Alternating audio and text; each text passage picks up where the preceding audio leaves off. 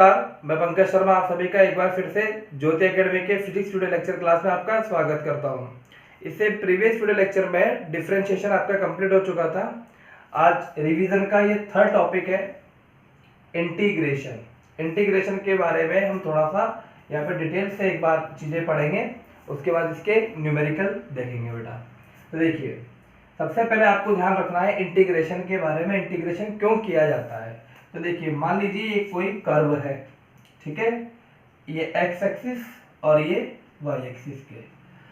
अब सिंपली अगर यहाँ पर ये स्ट्रेट लाइन है, ठीक है, जिसे y is equal to m x की कोई स्ट्रेट लाइन है। स्ट्रेट लाइन का मतलब सरल रेखा है जो मूल बिंदु से गुजर रही है।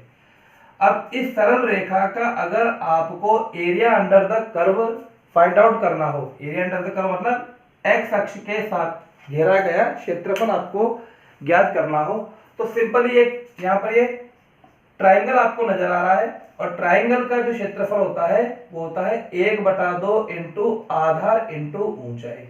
तो यहाँ पर तो कोई तकलीफ नहीं है, इसका तो आप इजीली फाइंड आउट कर लोगे। लेकिन अगर इसके जगह वक्र इस तरह से होता तो बेटा अब आप यहाँ पर इसका आपको क्षेत्रफल ज्ञात करना है कि आप इसका क्षेत्रफल ज्ञात करके बताइए, तो यहाँ पर समस्या उत्पन्न हो जाती है। इस समस्या से बचने के लिए यहाँ पे इंटीग्रेशन किया जाता है। आपको इतनी सी बात ध्यान रखनी है कि इंटीग्रेशन का मतलब होता है जोड़ना, ठीक है। इंटीग्रेशन का मतलब होता है जोड़ना। वैसे तो ये टॉपिक आपको पहले भी बताया गया था, ये पूरा आप 12th क्लास में मैथमेटिक्स वाले बच्चे मैथ्स में पढ़ेंगे, ठीक है। हम केवल उतनी ही चीजें यहाँ पर पढ़ेंगे जितनी हमारे काम आ रही है। तो सबसे पहले इंटीग्रेशन, नाम से समझ में आ रहा है इंटीग्रेट। इंटीग्रेट का मतलब होता है आपस में जुड़ना, ऐसे चीजें आपस में जुड़ गई, ठीक है।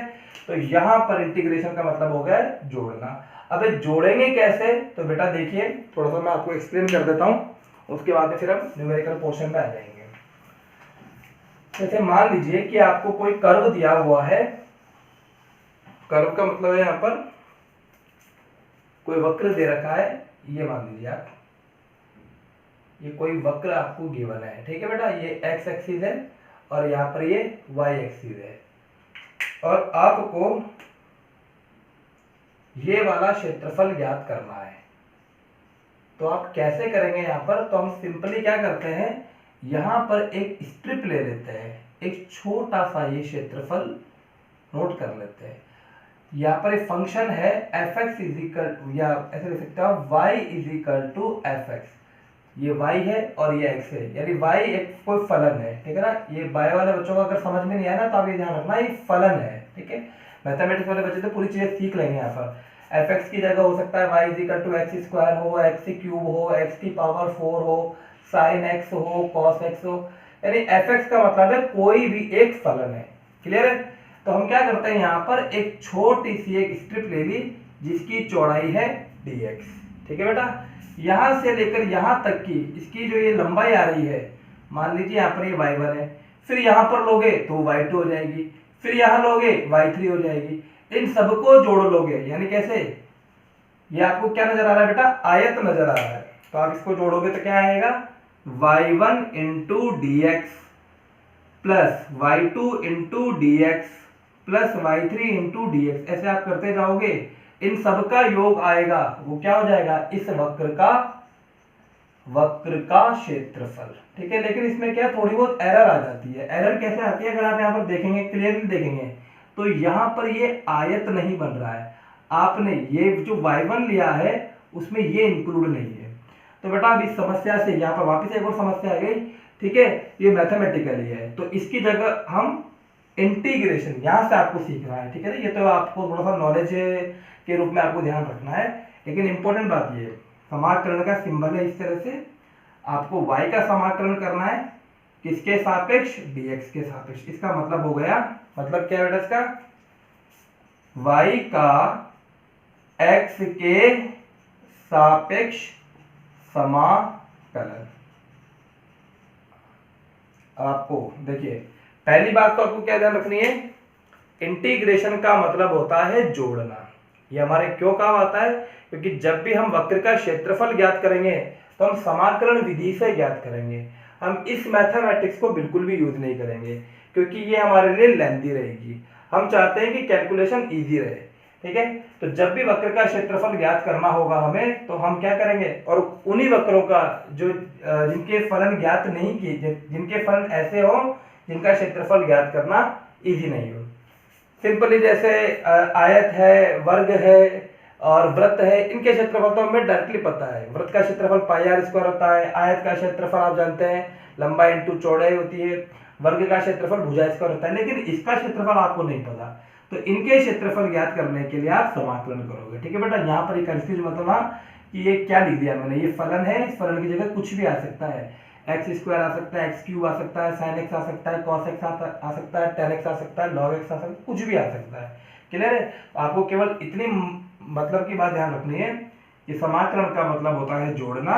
हमारे इसे में फिजिक्स में वक्र का क्षेत्रफल हम ज्ञात करेंगे समाकलन विधि से। अब आइए बेटा फॉर्मूलों पे। तो जो पहला फॉर्मूला है वो देखिए,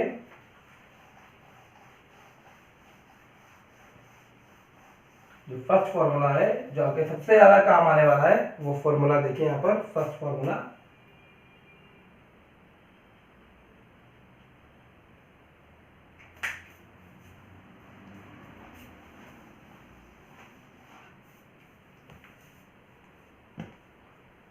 फॉर्मूला नंबर 1, वो आपके काम आएगा x की power n into D x. इसका मतलब क्या होगा बच्चों, वो देखिए आप यहां पर y इजिकल टू क्या है, x की पावर n, और आपसे कहा गया है y का x के सापेक्ष समाकलन ज्ञात कीजिए। तो यहां पर x की पावर n लिख दिया इंटू डी एक्स, x की power n plus 1 upon n plus 1 plus C. आपको ये ध्यान रखना है, ठीक है। ये पहला फॉर्मूला आपके लिए, जहां c क्या है, c यहां पर नियतांक है। ये हर बार आपको अनिश्चित समाकलन में ध्यान रखना है। एक चीज और मैं बताता हूं आपको, ये बताया नहीं मैंने, समाकलन दो प्रकार के होते हैं। समाकलन यहां पर आप दो प्रकार के सीखोगे। एक सीखोगे आप निश्चित समाकलन, और एक सीखोगे आप अनिश्चित समाकलन। एक तो होगा निश्चित समाकलन और एक होगा अनिश्चित समाकलन। निश्चित समाकलन में आप हमेशा ध्यान रखना, लिमिट आपको दी जाएगी, जैसे लिमिट दे दी जाएगी a टू b, ठीक है, इस तरह से होगा यहाँ पर y इंटू डी एक्स। और अनिश्चित समाकलन में लिमिट आपके पास में नहीं होगी, ठीक है। इसे कहा जाता है लोअर लिमिट और इसे कहा जाता है अपर लिमिट। ये बात ध्यान रखना आप, ठीक है बेटा, ये आपको और ध्यान रखना पड़ेगा। समाकलन दो प्रकार के हैं, एक निश्चित समाकलन और एक अनिश्चित समाकलन। तो पहला जो फॉर्मूला हो गया हमारे पास में, वो है x की पावर n का समाकलन। x की पावर, इसमें क्या करना है, एक आपको जोड़नी है पावर में और उसी का आपको भाग लगा लेना है और c आ जाएगा। c केवल और केवल अनिश्चित समाकलन में आता है, निश्चित समाकलन में नहीं आता है, ठीक है। अब इस पहले फॉर्मूले पे बेस में आपको कुछ प्रश्न कराता हूं। तो देखिए बच्चों, पहला क्वेश्चन, क्वेश्चन नंबर 1, ये आपको समझ में आ गया होगा। x की पावर n का x के सापेक्ष अवकलन करने, x की पावर n यहाँ पर y है। तो जैसे पहला क्वेश्चन ले लीजिए आप, दे रखा है आपको y is equal to x square हो तो y का x के सापेक्ष समाकलन ज्ञात करें। y का x के सापेक्ष समाकलन ज्ञात कीजिए। तो बच्चों सॉल्यूशन देखिए, आपको एक एक चीज समझ में आनी चाहिए। क्या कह रहे हैं यहाँ पर, y का x के सापेक्ष समाकलन। तो सबसे पहले लिखने का तरीका क्या आएगा बेटा, ये समाकलन का सिंबल है, हर चीज का यहाँ पर सिंबल है। जैसे ये जोड़ने का सिंबल है, ये घटाने का है, ये गुणा करने का है, ये भाग लगाने का, ये बराबर का है। अब ऐसे हर सिंबल को आप जानते हैं, ऐसे आपको 11वीं क्लास से ये चीज ध्यान रखनी है कि ये सिंबल है समाकलन का, ठीक है। y का x के सापेक्ष, तो यहाँ क्या लिखोगे, y डॉट dx। इसका मतलब क्या हो गया, y का x के सापेक्ष समाकलन। सर ये d का मतलब क्या है, ये d जो मैंने आपको बताई थी, एक छोटी सी स्ट्रिप लेनी है, वो चीजें है, ठीक है। ज्यादा आपको उलझना नहीं है कि सर ये पूरा डिटेल से, हम केवल उतनी ही चीजें सीख रहे हैं जितना हमारे काम आने वाला है, ठीक है। तो ये हो गया y का x के सापेक्ष समाकलन। सपोज कीजिए कि यहाँ पर t का मान लीजिए t का थीटा के सापेक्ष लिखा होता, तो आप क्या करते हैं, t का थीटा के सापेक्ष, तो डॉट d थीटा लिख देते हैं। सपोज कीजिए a का b के सापेक्ष लिखा रहता समाकलन ज्ञात कीजिए, तो क्या लिखते हैं आप, किसका करना है, समाकलन का सिंबल लगाएंगे, a लिखेंगे, जिसके सापेक्ष करना है db लिख देंगे। बात क्लियर है बेटा। तो y का करना था तो y लिख दिया, x के सापेक्ष dx आ गया। तो सबसे पहले फॉर्मूला लिखा, उसके बाद क्या करेंगे, नेक्स्ट लाइन में अब यहां पर जो y आपको गिवन है वो लिख दीजिए। तो यहां पर लिखा मैंने y की जगह दे रखा है, ये तो फलन हो गया, y की जगह दे रखा है x स्क्वायर dx। क्लियर है बेटा। अब ये बन गया इस रूप में, ध्यान देंगे तो यहां पर x की पावर n है, x की पावर n यानी n की जगह यहां पर 2 आ रहा है। फॉर्मूला क्या होता है कि जो भी पावर है उसमें एक ऐड कर दीजिए और उसी चीज का यहां पर डिवीजन कर दीजिए, यानी भाग लगा दीजिए। तो बेटे पावर है यहां पर 2, तो x की पावर 2 + 1 3/3, और लास्ट में क्या आ जाएगा, ये रस्म अदायगी है, ऐसे मान लीजिए कि ये रस्म है कि c आपको लगाना है, हर बार लगाना होगा। अनिश्चित समाकलन में आपको c हर बार लगाना होगा। ये आ गया इसका आंसर। ठीक है, ये आ गया पहला क्वेश्चन। इसके बाद दूसरा क्वेश्चन भी देखिए बेटा।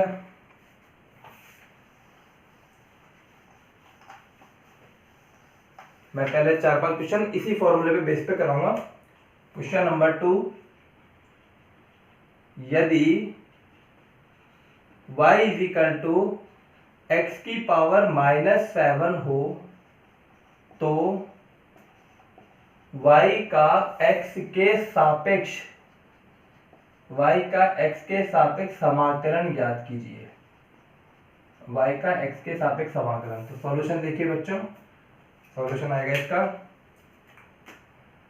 लिखा आपने समाकलन y का x के सापेक्ष, तो y dx, y की जगह x की पावर -7 dx। अब आपको समाकलन करना है। ठीक है बच्चों, यहां तक तो आपको हर बार लिखना ही पड़ेगा। पावर कितनी है, -7। एक चीज और बताता हूं, पावर यहां पर पॉजिटिव हो सकती है, नेगेटिव हो सकती है और भिन्नात्मक फ्रैक्शन में हो सकती है, जैसे p/q के रूप में हो सकती है। ठीक है, तो पॉजिटिव नेगेटिव p/q, और p/q में भी पॉजिटिव नेगेटिव चलेगा। ठीक है, तो यहां पर x की पावर -7, तो जो भी पावर है उसमें एक ऐड कर दीजिए और एक का भाग लगा दीजिए और +c लिख दीजिए। तो आंसर क्या आ गया बेटा, फाइनली x की पावर -6/-6 + c, ये इसका आंसर है। ठीक है, नोट कीजिए। देखिए बेटा, 2 क्वेश्चन हो गए इसके, अब थोड़ा थोड़ा सा आपको क्लियर भी हो गया होगा। क्वेश्चन नंबर 3 है, अब यहां पर हम थोड़ा सा बढ़ा देते हैं। यदि y = 5 × x की पावर 4 + 6 × x की पावर 5 + 7 × x की पावर -8 हो तो y का x के सापेक्ष समाकलन ज्ञात कीजिए। तो आइए बच्चों इसका सॉल्यूशन देखते हैं। एक बार अगर आपको कॉन्सेप्ट समझ में आ गया तो फिर चाहे कितना ही बड़ा क्वेश्चन हो आप उसको सॉल्व कर लेंगे। तो समाकलन आपको ज्ञात करना है, तो आपने लिखा समाकलन का सिंबल लगाया, y का x के सापेक्ष, तो लिखा y dx। इसके बाद में y की जगह पूरी इक्वेशन लिखी, 5x की पावर 4 + 6x की पावर 5 + 7x की पावर -8 dx। बात क्लियर है बेटा। अब यहाँ एक बात ध्यान रखना कि यहाँ पर 3 पद है, जितने पद है तो आप इनको चाहो तो आप इनको एक साथ भी कर सकते हो, लेकिन आपको सजेशन है कि आप इनको अलग अलग लिख लीजिए। अलग अलग कैसे, तो देखिए बेटा, आपने क्या लिखा, 5x की पावर 4 dx, इसका आपने अलग समाकलन करा, प्लस लगाया, 6x की पावर 4 dx का समाकलन करा, प्लस लगाया। ठीक है, अब ये बचा 7x की पावर -8 dx, यानी आपने इन तीनों के समाकलन अलग अलग कर लिए। चाहते तो आप यहां पर भी इसको हल कर लेते, उससे कोई इफेक्ट नहीं आएगा, सेम आपका आंसर रहेगा। बात क्लियर है। अब इसको सॉल्व कर लीजिए बच्चों, तो इसको सॉल्व करते हैं। देखिए समाकलन का फॉर्मूला, देखिए इसमें भी एक चीज ध्यान रखना कि जो भी गुणांक है उसको भी आप बाहर लिख लीजिए। तो 5 को बाहर लिखा, तो अंदर बचा x की पावर 4 dx, इसमें गुणांक के 6 को बाहर लिखा, अंदर आ जाएगा x की पावर 5 dx, प्लस गुणांक के 7 को बाहर लिखा, x की पावर -8 dx। क्लियर? अब लास्ट में आ जाइए, अब आपको समाकलन करना है। पहले तो आप इक्वेशन को अच्छे से लिखिए, जितने आप इक्वेशन को सिंप्लीफाई करेंगे उतना ही आपका परसेंटेज बढ़ जाएगा, मतलब प्रोबेबिलिटी बढ़ जाएगी आपकी कि आपका आंसर सही आ जाए।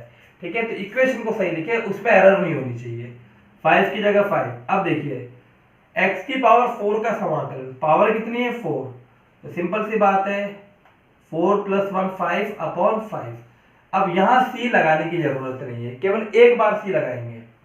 6 की जगह 6, x की पावर 5, x की पावर 6 अपॉन 6 प्लस 7, x की पावर क्या है बेटा -8, तो -8 में एक जोड़ दीजिए, -7 अपॉन -7, और लास्ट में रस्म के रूप में मैंने आपको बता रखा है कि लास्ट में आपको एक बार सी लगाना है अनिश्चित समाकलन में।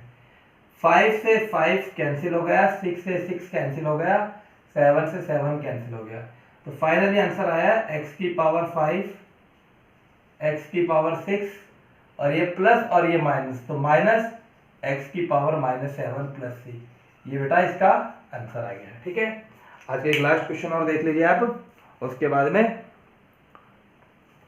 आपको कुछ प्रश्न मैं होमवर्क के लिए दूंगा, उनको आप हल कीजिएगा। इसी पे बेस्ड क्वेश्चन है, यदि y = x की पावर 7/2 प्लस x की पावर 3/5 हो तो y का समाकलन ज्ञात करें। सॉल्यूशन देखिए बेटा, लिखा आपने y dx, y की जगह x 7/2 प्लस x की पावर 3/5 dx। ठीक है, y की जगह आ गया।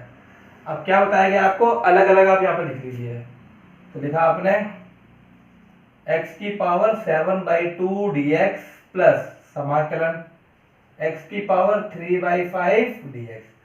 अब क्या करना है आपको, एक जोड़ना है और उसी चीज का भाग लगा लेना है। तो x की पावर 7/2 + 1 अपॉन 7/2 + 1 प्लस x की पावर 3/5 + 1 अपॉन 3/5। ये बेटा पावर में प्लस हो रही है, कहीं ऐसा मत कर देना आप x में प्लस लिख दो और लास्ट में प्लस c। अब इसको सॉल्व करना है, तो इसको तो सिंपली आप सॉल्व कर ही सकते हो, इसमें तो कोई ज्यादा बड़ी बात नहीं है। तो देखिए ये आ जाएगा x की पावर 7/2 + 1, तो ये होता है बेटा 9/2, और 9/2 ही नीचे आ जाएगा, प्लस x की पावर 3/5 + 1, तो ये हो जाएगा 8/5 अपॉन 8/5 + 1 प्लस c। इसको आगे सॉल्व करेंगे, वो इसका आंसर है। तो बेटा ये हो गया आपका समाकलन में पहले फॉर्मूले पे बेस्ड ये आपके प्रश्न। 2-3 क्वेश्चन मैं आपको दे देता हूं होमवर्क के लिए, उनको आप सॉल्व कीजिएगा। होमवर्क क्वेश्चन नंबर 1 देखिए, y = √x हो तो y का x के सापेक्ष समाकलन। दूसरा, y = x की पावर -5/2 प्लस 1 अपॉन x की पावर 3/2 हो तो y का x के सापेक्ष समाकलन।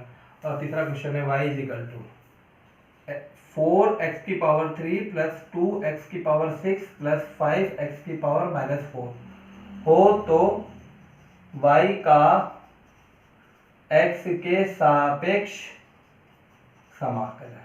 इसको आप याद कीजिएगा, ये आपके लिए 3 प्रश्न है। तो बेटे आज के वीडियो लेक्चर में केवल इतना ही। आप समाकलन को अच्छे से आपको समझना है, ये आपके बहुत काम आने वाला है। तो इन प्रश्नों को आप प्रैक्टिस भी कीजिएगा और इनको सॉल्व भी कीजिएगा। अगले वीडियो लेक्चर में इनका आपको सॉल्यूशन बताऊंगा। तो आज के वीडियो लेक्चर में इतना ही। Thank you.